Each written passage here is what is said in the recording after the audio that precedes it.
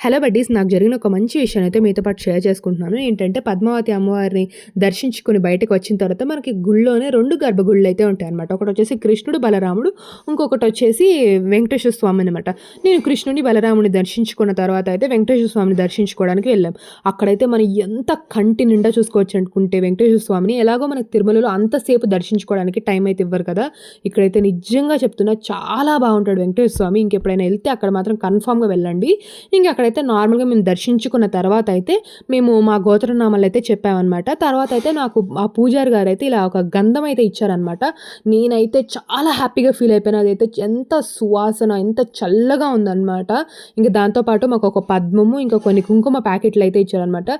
ఇంకా నా జన్మ ధన్యం అయిపోయింది అనుకున్నాను. మీరు నందూరి శ్రీనివాస్ గారిని ఫాలో అయితే తెలుస్తుంది అనమాట. ఆయనకైతే తిరుమలలో శ్రీనివాసుడు వక్షస్థలం మీద పెట్టుకున్న గంధం అయితే ఇచ్చారనమాట. అది నాకు ఎప్పుడు దక్కుతుందో అనుకున్నాను.